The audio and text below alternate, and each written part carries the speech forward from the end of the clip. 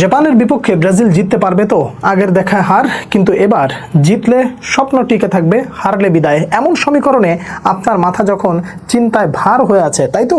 চলুন সব প্রশ্নের উত্তর খোঁজার চেষ্টা করি, অনেকটা হালকা হতে পারবেন। প্রথম প্রশ্ন, ব্রাজিল পারবে তো?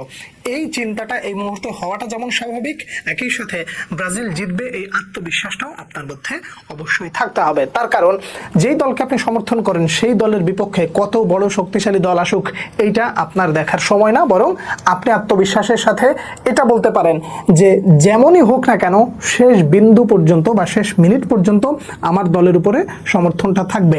এটা একটা বেসিক সান্ত্বনা বলতে পারেন, কিংবা আপনার আত্মবিশ্বাস বুস্ট আপের জন্য এটা একটা বার্তা হতে পারে। কিন্তু যদি আমরা একটু ম্যাচের ভেতরে ঢুকি তাহলে অনেক কিছু আসলে আমাদের সামনে চলে আসবে।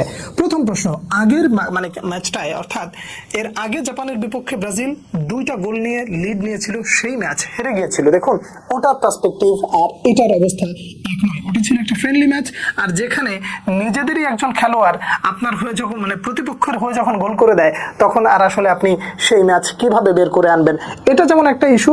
একই সাথে এটা হচ্ছে একটা টুর্নামেন্ট, বিশ্বমঞ্চের একটা টুর্নামেন্ট। এখানে নার্ভ ধরে রেখে অবশ্যই আপনাকে শেষ মিনিট পর্যন্ত নিজেকে জয়ী করে আনতে হবে, আর সেই হিসেবে অবশ্যই কার্লো আনচেলত্তির উপর আপনি বেশ বড় একটা ভরসা রাখতে পারেন। এখানে ট্যাকটিক্যাল আলাপের দিকে যদি একটু যাই, তাহলে একটা বিষয় খুবই পরিষ্কার, ব্রাজিলের কোন কোন জায়গাটায় সব থেকে বেশি কনসার্নিং, ব্রাজিল কোন কোন জায়গাটায় ইমপ্রুভ করতে পারে, কিংবা ব্রাজিল কোন কোন জায়গায় একটু যত্নশীল হয়ে নিজেদেরকে রক্ষা করতে পারে, সেই ব্যাপারগুলো আলোচনা করতে গেলে আপনার জাপানের রিসেন্ট টাইমের পারফরমেন্স দিকে আপনার অবশ্যই একটু দেখতে হবে। বিশ্বকাপের গ্রুপ পর্বে তারা কিন্তু খুবই ভালো করেছে, যদি বলি তাহলে কি ভুল বলা হবে? অবশ্যই না। তারা নেদারল্যান্ডসের বিপক্ষে খেলেছিল, 2-2 গোলে ড্র করেছে, তাই না? তারপরে সুইডেনের মতো দলের বিপক্ষে খেলেছে, সেখানে 1-1 গোলে ড্র করেছে। এখানে একটা জিনিস খুব ভালো করে বুঝতে হবে, জাপানের যে ফরমেশনটা, সেই ফরমেশনটা খালি চোখে যখন আপনি দেখবেন, অর্থাৎ ম্যাচ যখন শুরু হয় তখন যখন দেখায়, কিংবা আপনি যদি কোনো ওয়েবসাইটে টাইপ করেন তখন আপনি দেখবেন সেখানে দেখাচ্ছে 3-4-2-1 এই ধরনের একটা ফরমেশন। কিন্তু এই ফরমেশনটা চেঞ্জ হয়ে যায় অন দ্য বলে এবং অফ দ্য বলে। অন দ্য বলে তাদের অবস্থাটা কেমন হয় জানেন? দুই পাশের যে দুটো মিডফিল্ডার তারা উইংয়ে চলে আসে, অ্যাটাকে তারা হয়ে যায় 5 জন।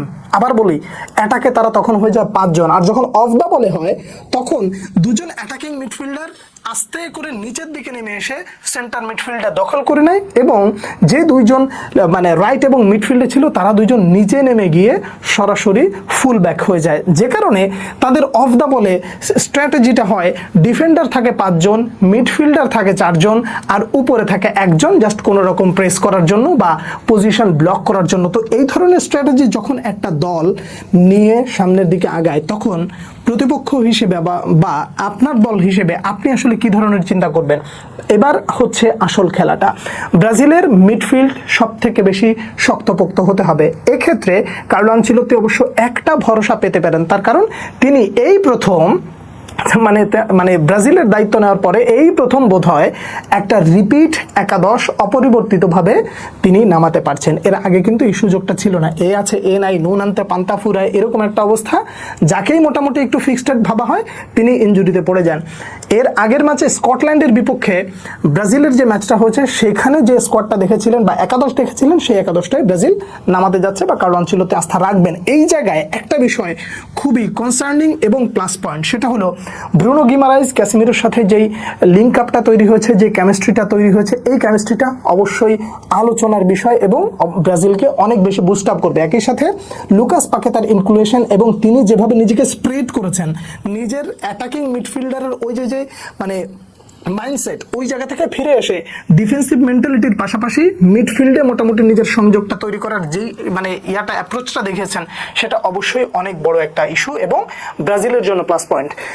জাপানের বিপক্ষে ব্রাজিলের ডিফেন্স কতটা সলিড হতে হবে এটা বোঝার জন্য আপনাকে এর আগের ম্যাচগুলো আপনি যদি একটু চিন্তা করেন তাহলে বুঝবেন। নেদারল্যান্ডসের মতো দলকে যখন তারা 2টো গোল দিয়ে ফেলে, তখন আপনার বুঝতে হবে যে এই দলটা অবশ্যই পিছিয়ে থাকলে শেষ মুহূর্তে এসে ম্যাচ ঘুরিয়ে দেওয়ার ক্ষমতা রাখে। তার মানে নেদারল্যান্ডসের বিপক্ষে তারা শেষ মুহূর্তে গোল দিয়ে ড্র করেছিল, পয়েন্টটা ভালো করে মনে রাখবেন।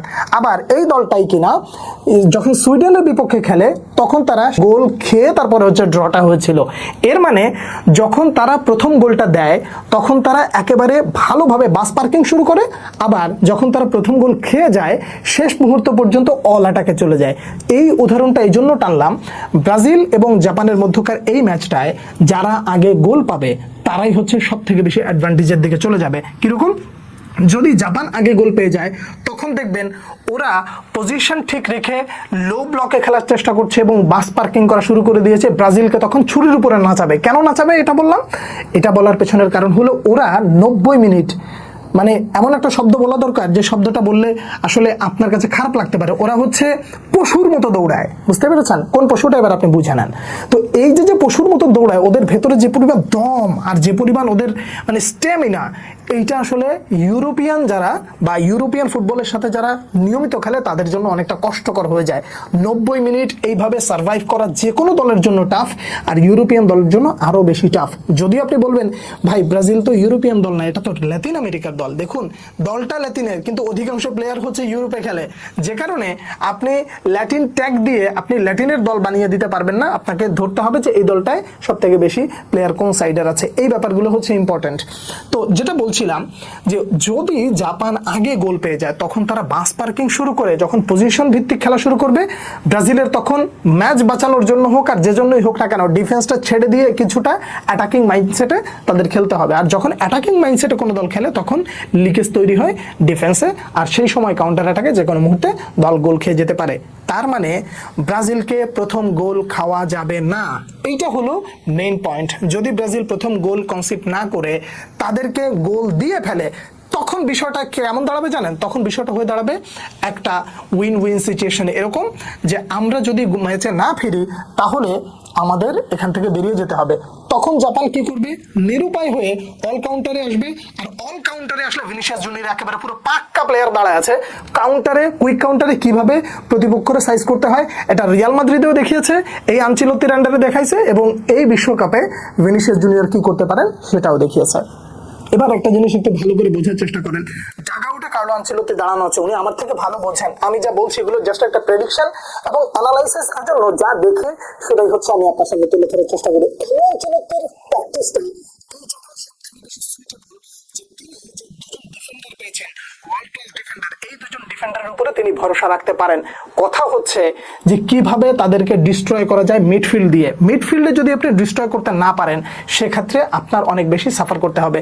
আর যদি ডিস্ট্রয় করতে হয় ক্যাসিমিরোর ইনক্লুশন, একই সাথে তার মাস্টার ক্লাস পারফরমেন্সটা খুব বেশি প্রয়োজন হবে, কারণ ওদেরকে যদি মিডফিল্ড থেকে ডিস্ট্রয় করা না যায় সেটা হয়ে যাবে অনেক বেশি মাইনাস পয়েন্ট। যে কারণে আমি ব্যক্তিগতভাবে মনে করছি ব্রাজিল এই ম্যাচটা জিততে পারে কার্লো আনচেলত্তির ট্যাকটিক্সের কারণে। ব্রাজিল এই ম্যাচটা জিততে পারে তাদের আত্মবিশ্বাস, তাদের লিগেসি এবং তাদের রিসেন্ট টাইমের ফর্ম। কিন্তু মনে রাখতে হবে প্রতিপক্ষকে ছোট মনে করলে আর যদি হালকাভাবে নেওয়া হয় তাহলে সেখানে বড় ধরনের পরীক্ষা দিতে হতে পারে। তার কারণ নেদারল্যান্ডস কোনো সহজ প্রতিপক্ষ ছিল না, তাদেরকে মোটামুটি চোখে চোখ রেখে এই দলটা কিন্তু মোটামুটি ভালো একটা কিছু দেখিয়ে এসেছে। আবার এই দলটা সুইডেনের বিপক্ষেও নিজেদের শক্তিমত্তা দেখিয়ে এসেছে। তার মানে ব্রাজিলকে জিততে হলে অবশ্যই ভালো কিছু করতে হবে। মনে রাখবেন প্রথম গোলটা ব্রাজিলের জন্য খুব ইম্পর্টেন্ট। এই গোলটা এসে গেলে পরে আর 2-3 গোল আসাটা খুব বেশি একটা কষ্টকর হবে বলে আমি মনে করি না। যা আমি বুঝেছি সেটাই আপনার সামনে তুলে ধরেছি। আপনারা কে কি মনে করছেন জানাবেন। পরবর্তী ভিডিওতে আবার দেখা হচ্ছে, সে পর্যন্ত অনেক অনেক ভালো থাকবেন। আল্লাহ হাফেজ।